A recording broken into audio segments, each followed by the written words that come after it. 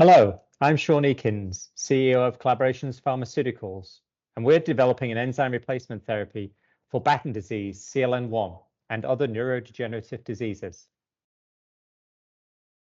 We're a preclinical stage company focused in Raleigh, North Carolina, that works on developing treatments for various rare and neglected diseases.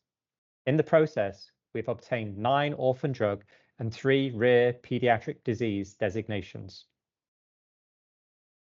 Batten disease is a progressive disease caused by mutations in the lysosomal enzyme palmitoyl protein thioesterase, or PPT1 for short. It presents in young children between the ages of 6 months and 2 years with motor deterioration and loss of vision, leading to an early death. There is currently no treatment available for this rare disease. Enzyme replacement therapies for lysosomal storage diseases represent a tried and tested approach with a proven track record and safety advantages. We are developing an enzyme replacement therapy treatment for CLN1, which is taken up via the mannose-6-phosphate receptor into the lysosome, where it can then function to clear the damaging storage material that causes the neurological issues. We're pursuing an intracerebroventricular, or ICV, dosing approach. There are potentially larger markets for the enzyme replacement therapy, as some patients with frontotemporal dementia, Alzheimer's disease, and Parkinson's have decreased levels of PPT1. So we're currently collaborating with academic groups to investigate whether our enzyme replacement therapy may offer a solution for these other diseases. Concurrently, we're also assessing additional formulations to deliver the enzyme across the blood-brain barrier without requiring ICV delivery. We've previously collaborated with academic researchers to obtain proof of concept work demonstrating that ICV-delivered enzyme has statistically significant effects on gait, motor abnormalities, neuron loss, glial activation, and storage material accumulation in the CLN1 knockout mice. We also demonstrated clear advantages over gene therapy approaches as we're able to address the disease in the spinal cord.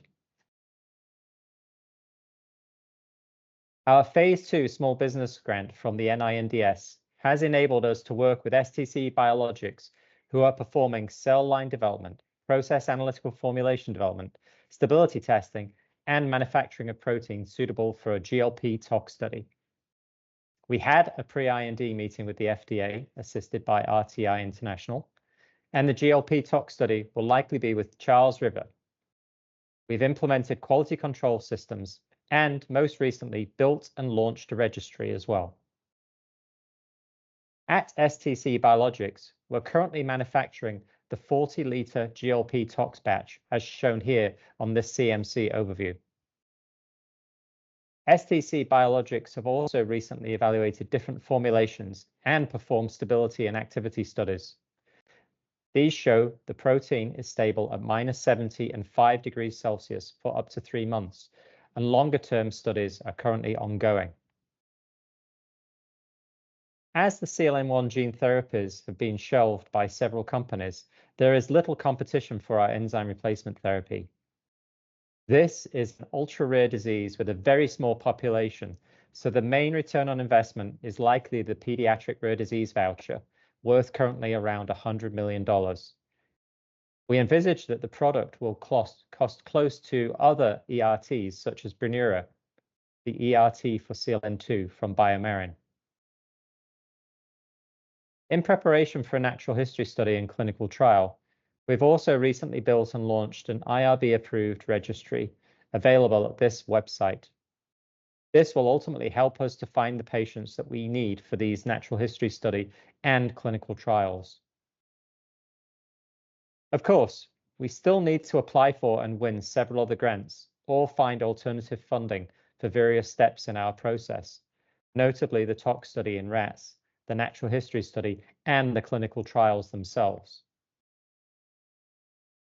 This potential treatment for Batten disease CLN1 is our most advanced product in the pipeline, and we're looking for partners who can help us to bring it to the patients. If you're interested, please get in touch. We've been able to get this far with the considerable funding and support from NINDS grants, as well as the collaborators in our team. We believe it is important to continue to work on this particular rare disease so we can help patients like Amelia and their families. As for them, no disease is too small. Thank you.